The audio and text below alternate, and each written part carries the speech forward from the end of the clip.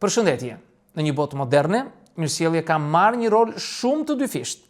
Ajo është velloja e artë që fshe agresionin dhe mënyra që ne kemi mësuar ta vëmë nën tapet. Në fakt, sa më i edukuar të duket dikush, aq më e mundshme është që pas buzëqeshjes së tij të fshihet një mesazh i qartë, po të vë në vendin tënd pa zhurmë. Ironia është që ne e kuptojmë këtë, por vazhdojmë të habitemi.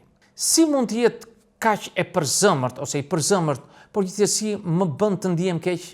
Dhe pyesim veten, duke harruar se kemi qenë të parët që kemi dhënë leje këtij ligji të funksionojë mbi ne. Mirësjellja si mburoj. Mirësjellja nuk është gjithmonë dashamirësi. Ajo është strategji dhe shpesh e ka funksionin më të thjeshtë, por më të keq, të mbaj agresionin nën kontroll për të mos e shuar atë. Nuk është çudi që njeriu më i qetë që njihni mund të jetë në të vërtetë më manipuluesi kur e kërkon situata.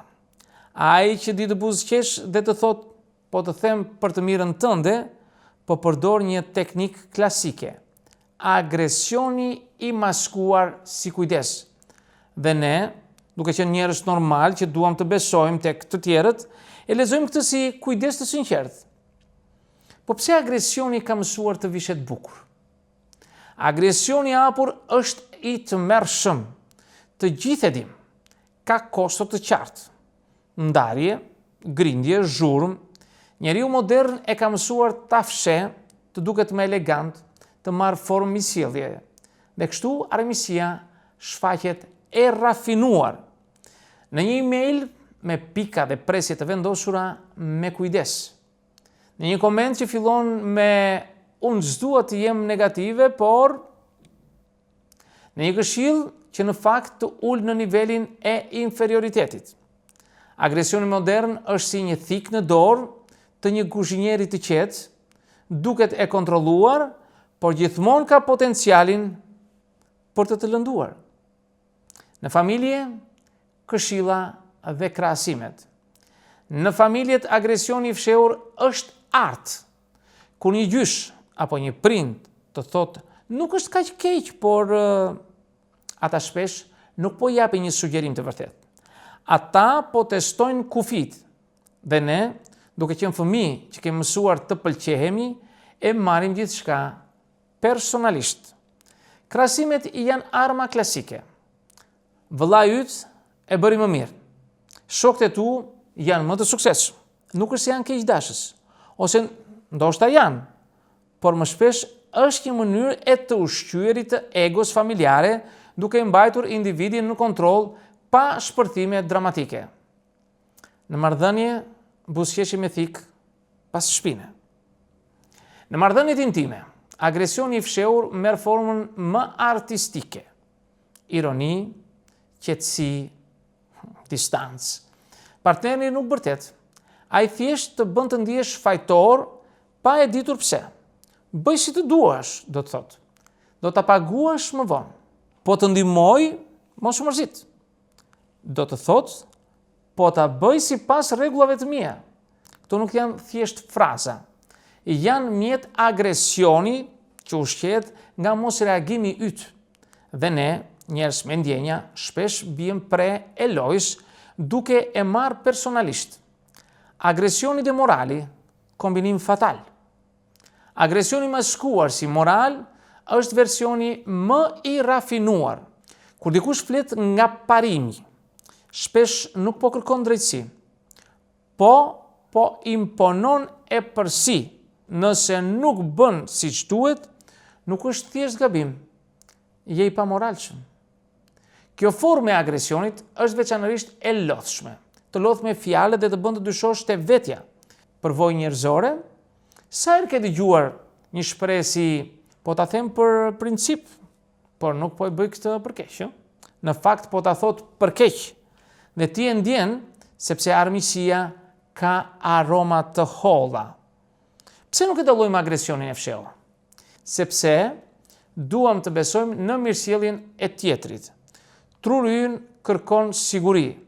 Është shumë më e lehtë të themi, ky është i mirë, se të pranojmë, ky po më përdor qetësinë për të më kontrolluar. Ironia është se shumica e agresionit modern i duket njerëzve si moral, dhe sa më i rafinuar të jetë, aq më i sigurt ndjehemi. Mirësjellja nuk gënjen, derisa ndihesh i vogël, i padenj, i lodhur, atëre kupton se ke qenë në shenjesër gjithë kohën. Po si ta dallosh agresionin pas mirësjelljes? Mos e merr fjalën për të mirëqenë. Shiko efektin në vend të formës. A ndihesh gjithmonë në mbrojtje? A je i lodhur emocionalisht pas çdo takimi? A ndihesh fajtor pa arsye të qartë? A ka kënaqësi të fshehtë kur diçka të shkon keq? Këto janë sinjalet. Kur i lexon dhe i kupton, nuk besh paranojak, besh realist. Çfarë të mos bësh? Mos u justifiko pafund. Mos kërko aprovimin e agresorit.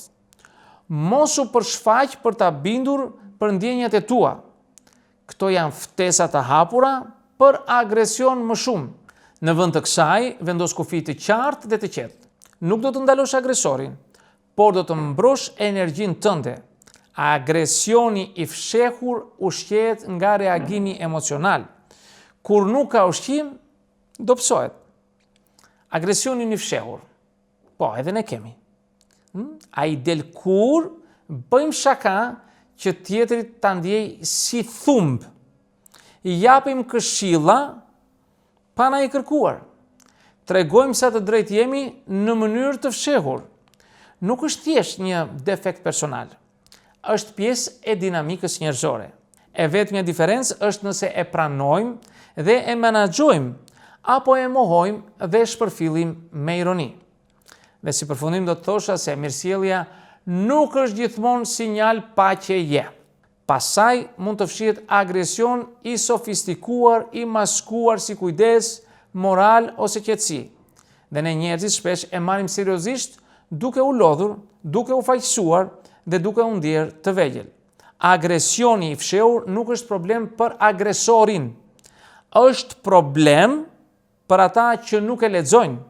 Dhe kjo nuk është arsye për të mbyllur në vetvete, por për të mësuar të dallosh, të vendosësh kufi, më e rëndësishmja, të mos e marrësh gjithçka personalisht. Nëse ndihesh i lodhur pas një buzëqeshje të tepërt, mos u çudit. Nuk është dashuri, nuk është kujdes, nuk është mirësjellje. Është agresion i veshur bukur dhe çdo njeri që e kupton këtë gjë ka një avantazh të vogël. Mund të ecë përpara pa u lodhur nga lojrat e tjetrit. Miq, këtë do të thosha në këtë video, ju falenderoj për vëmendjen. Nëse dëshironi mund të bëni komentet tuaja, por mos harroni asnjëherë të bëni subscribe në kanalin tim për të marrë videot që ja therr pas here. Dhe deri në videon tjetër, miru takofshi.